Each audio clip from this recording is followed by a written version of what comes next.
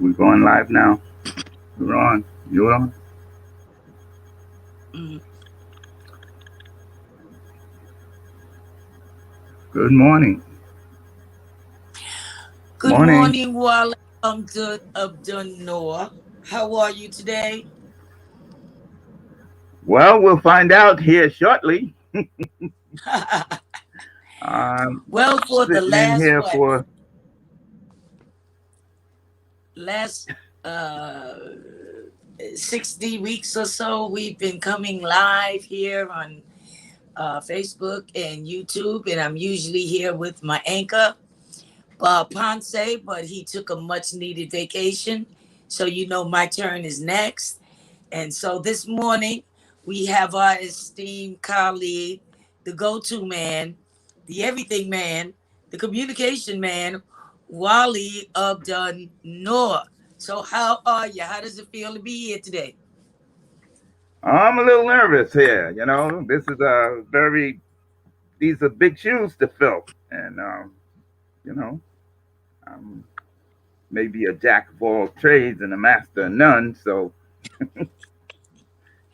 Wally's an expert at being behind the scenes and keeping things work. So that's the wonderful thing. Bob, have a wonderful vacation. Hurry back. So it's a lot of stuff yeah. going on now that we want to talk to you about. But before I get there, we want to thank everyone who's been hanging in there with us over this past year on our weekly broadcast. Who've been coming in and letting us know that you're here and that you appreciate the information. We've been doing COVID updates. We've been doing tuning your immune. We actually started with tuning your immune because our key phrases was not to have to make that phone call in order to go to the hospital because you were experiencing symptoms of COVID. So we're really thankful that we can we can shift now where the numbers are at a low, all-time low. People are getting vaccinated. People are still maintaining the protocols, but we still can't relax 100%. COVID is still out there. But now, where we are is at a very, very critical point in our lives here in New York, in particular, because a lot of the underserved communities, as um, the conditions existed across the country, but because we're here in New York, we know how critical things were, and the needs of people not being met. The fact that we really didn't participate in the census and get the money that we needed to maintain our communities. Having said that, we're in a pandemic and we took major financial hits. We took major health issue hits. We took hits across the board. And so now we are in the voting phase. And of course, most people know that we're doing early voting now. You can vote from the early voting started on Saturday, and it will be going until this coming Saturday, where you have a chance to cast your vote. Now, for the first time, there's something called early voting and ranked choice voting. And so people are trying to figure out, we're all still trying to wrap our heads around that. Um, but it is a new way that we can vote for more than one candidate. And the main focus is that if you have three prime candidates that you would like to see as your choice of the mayor, you have an option to vote for those three people. You can vote for up to five, but if there's two or three, then you can vote for all three. And the way the system is set up, you have a page with the little circles that you would fill in. But the first column, you'll have the column of all the candidates. Right in that column to the right, at the top of that column, it will say first choice. Whomever your first choice is of those candidates, you would fill in that dot. stay within the lines and fill that in. Then the next column will be second choice. Whoever your second choice candidate would be, you would fill in that little blurb next to their name in the second choice column. And if you have a third choice, you would fill in their name in for your chosen candidate in that third column. And what will happen is that all of the votes for all of those candidates will be added up. And let's say your first candidate doesn't make it in, they don't get enough votes and they're wiped out. Your second your second choice candidate still has a chance to be in the running. And your third choice candidate may still be in the running. The only difference is now you have a chance to get three different people in, or again, you can still vote for that one candidate, but you have more choices. And this year, I find a lot of people are having difficulty making choices. And so for me, I found three. I did the early voting last Saturday, the first day of early voting. And I was very happy to have these selections. And it let me know if this one wasn't in the running, I had a second chance to still be in there. If they didn't make it, I still had a third choice. And so, while hey, will we have that little tutorial? All right, we'll give it a shot now. Just a little short video. Okay, give me a second here. And these are the early voting days here in New York City and the hours. Now, you would have to go online, go to the Board of Elections and seek out your area, put your zip code in, and it will tell you where your early voting site is.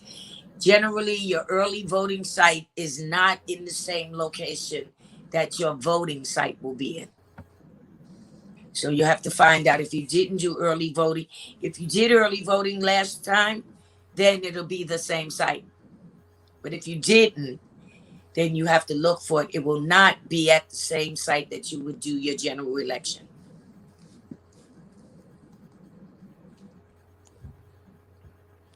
Okay, here we go.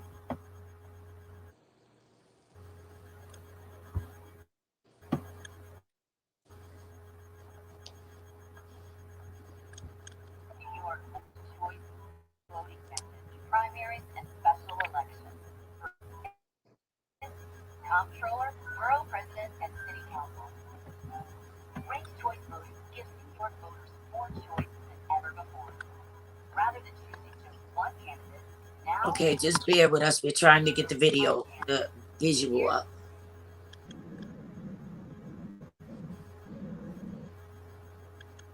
Are you seeing the visual now?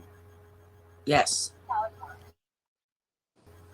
Mark your ballot by order of preference, ranking as many or as few candidates as you like. In the oval next to your first choice candidate, your second choice in the second column, followed by your third, fourth, and fifth choice. At the close of election day, all first choice votes are counted. The candidate to receive over 50% of the vote wins. If no candidate receives over 50% of the first choice vote, the race moves to round two. The person with the least number of votes is eliminated. If your first choice candidate does not win and they're eliminated, we then count your second choice vote and add it to the candidate's total. This process continues until we have a winner. Go to vote.nyc to learn more about NYC ranked choice voting and upcoming elections. Uh, Okay, so as Would we- always, this will be posted on our HEN Facebook page, and you can look at it. You'll be able to look at it and hold on for that information further. But there's a pardon me. We really need to get out, and we really need to cast our votes. And I know people say on a regular vote basis. It's nothing new. My vote won't count. My vote won't count. It most certainly does count. And if you want to know where the proof is that your vote counts, if you look across the country, if you're reading any excuse me, any news publications, you're seeing anything online, you will see that across the country, we have literally shifted back to the 1950s, where voting rights were restricted for people of color. And there are governors and senators who are working together across the country to block people of color's ability to vote. Now, if your vote, now you have to think about this. These people are the same ones who have been trying to cut every single benefit that you've worked for. When people say healthcare is not a luxury. Healthcare is a privilege. We are supposed to be privileged to be able to have healthcare in America, as exists around the country. People are not paying for healthcare in a lot of these countries, but you work for it. They've been trying to stop your healthcare. Everything that they can do to take that money out of the till and put it in their pockets, they have been trying to do. They have been trying to take food stamps from families who were desperately in need, cutting school programs, food programs for children who can't eat at home. They've been cutting the breakfast and the lunch programs. And people are already dependent on pantries and soup kitchens. And now they want to stop feeding your children. They were locking people up for trying to feed people. People were opening pantries. They were locking people up. People are now helping people when they come out to vote because the lines were so long. They want to lock up people for giving you water as you waited on the line to vote. In some cases, the last election, people were on those lines for 14, 15, 16 hours. And now they want to stop people from doing that. And so they're trying to restrict the votes of Americans across the country, and everything has to do with finances. They're trying to take all of the money out of this system and pocket it. Billions of dollars is being spent to block your ability to vote. Now, if these people are so money hungry and they're trying to stop you from getting decent health care, stop your children from eating, stop tutorial programs, stop anything that will help people of color from advancing, your vote has got to matter. They're spending billions of dollars to suppress it. That's how important each and every one of our votes are. So I encourage you, I implore you, I'm actually begging you, especially now, because the recovery effort in New York is going to be major. From COVID and what we already had in existence with systemic racism, with so many different cases against the city because of police abuse. There are so many things that we have lacked before COVID, and now it's a whole lot worse. And so we need to get out there and we need to make our voices heard and cast our votes. It appears that I have lost my co-host, but we are going to move on. And there was something else that I wanted to talk about. All of these things, you will be able to find it on the Harlem Emergency Network page, on Facebook, and all the websites will be posted where you could look further. Another thing that's happening is that the city has another moratorium. Again, they're helping people with rental assistance. It's gotten to the point where people that's never ever had to apply for any assistance for anything. And now these people find themselves thrust into the position of having to make decisions as to whether they're going to pay their rent or whether they're going to buy food for their family or meet the needs of their individual family. And so this assistance is still available. And if you need help, get it. Don't be prideful and miss out. I'm hearing so many people say, well, I'm going to figure it out. And you're struggling and you're already, really having difficulty meeting ends. I worked in this society all my life. I don't feel any shame if I would have to go and get some type of assistance in order to survive. We're in hard times. So I'm saying, for the sake of your family, your household, if you need assistance, please reach out. It is ongoing. It's an ongoing program. There's still a program going for burial assistance. There are now, last I heard, close to 900 bodies that are still being stored in refrigerated trucks out in Brooklyn. Bodies that have not been claimed. And they don't want to put these people in a mass grave over in Potter's Field. If you know someone who's still looking for a loved one, they need to reach out to the coroner, the New York medical examiner, and find out if they can find their loved one so that they can have a proper burial. Also, burial assistance, you can be reimbursed. If you've had to bury someone already, you can be reimbursed. You just have to provide a death certificate. You would have to provide information pertaining to your being the one who has the legal right to bury this person. If you've had several family members who unfortunately perished from COVID, they will also pay up to a certain amount. I believe it's $38,000. But I think for now it's like $9,000 per person. And so please, I implore you to reach out and get that assistance and bring that money back into your household.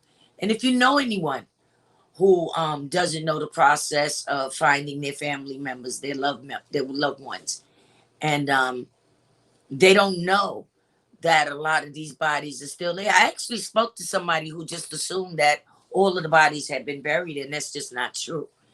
And actually, there's more than that. We just don't have a count on the other trucks. But there was more than that. So please reach out for that assistance. And you just had to have already paid for a service, and then you reach out to be reimbursed.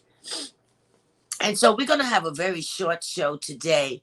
But the last thing that I want to talk about is there is scams going on now, and people are fraudulently claiming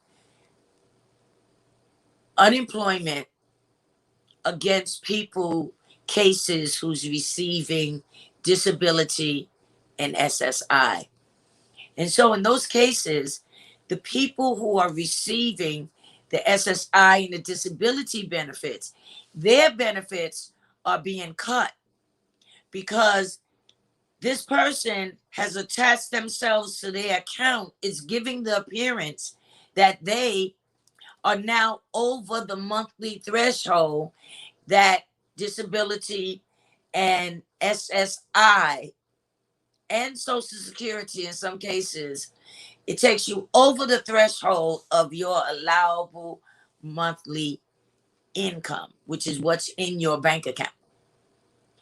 And unfortunately, that Social Security Administration is not really helping people.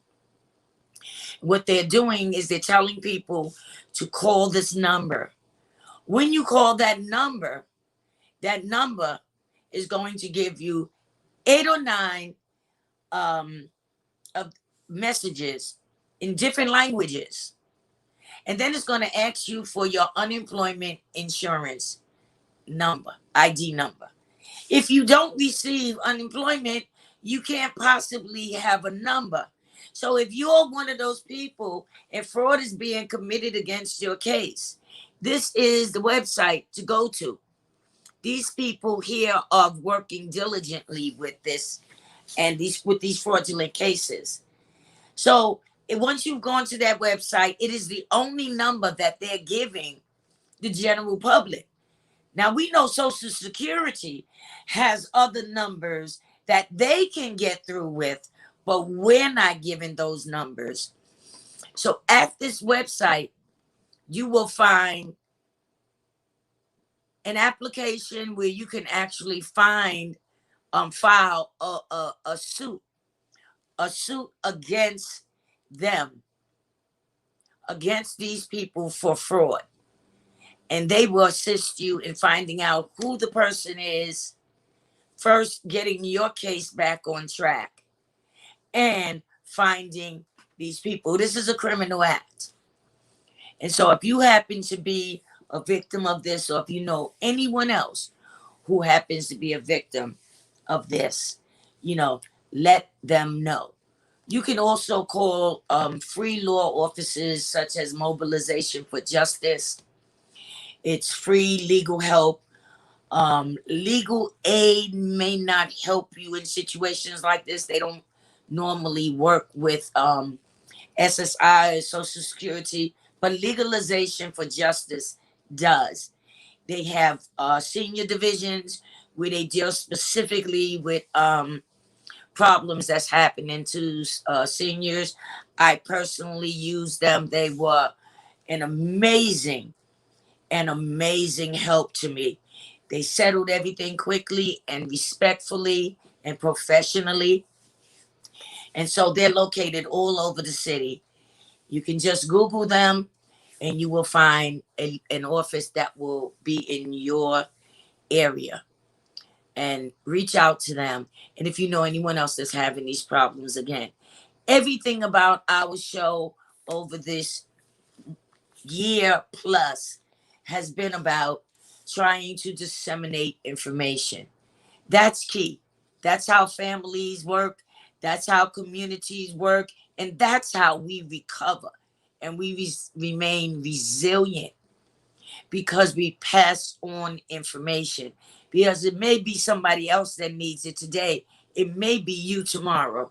So that's how a village recovers, by passing on and disseminating information so that we can assist each other in just continually to live as peacefully and as happy and as joyously as we can. And now I'm glad to see that my co-host Wale has found his way back from Never Never Land. Wale, we always joke about Wale. Wale likes to take vacations without informing us. He kind of just has a bag packed all the time and he disappears. And then like right now, Wale has come back. Welcome back, Wale. So Okay. at this point, we're going to have some parting words. Come share something with us. Well, it's been an honor to be here, and it's been quite an experience. It's been a while since I've sat behind a broadcast engineering situation, so this was quite an experience for me.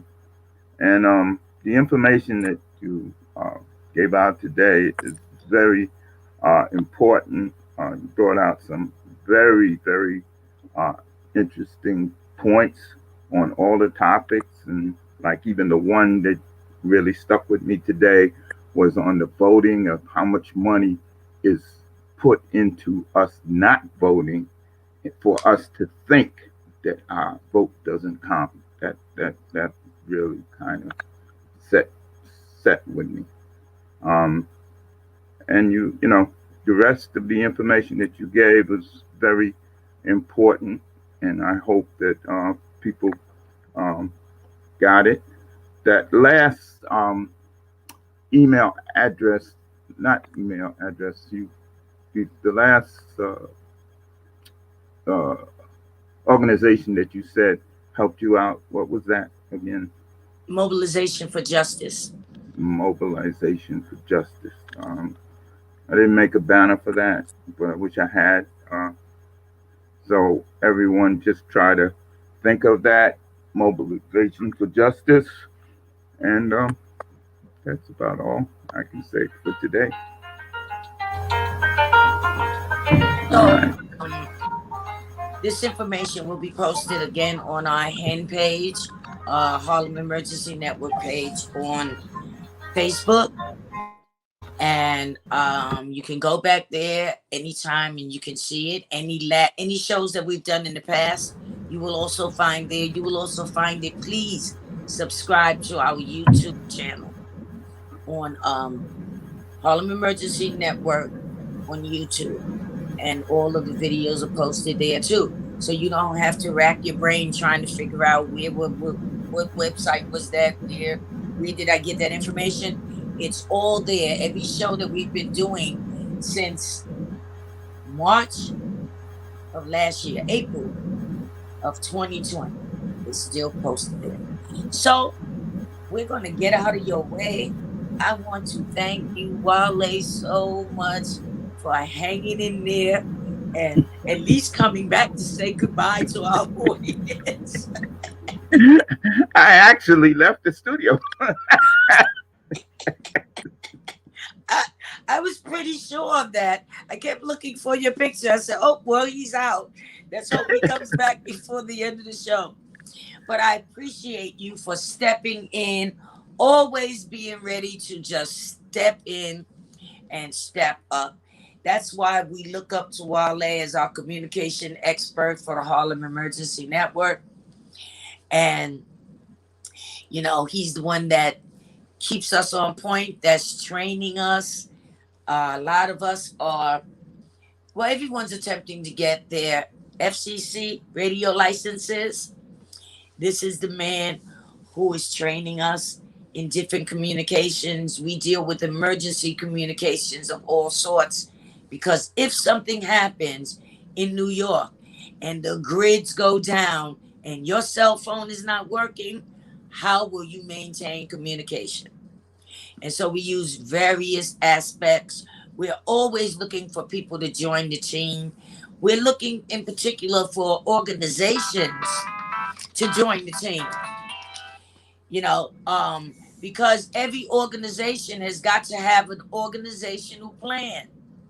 Every family has got to have a plan, an emergency plan if something happens and you're all over the place.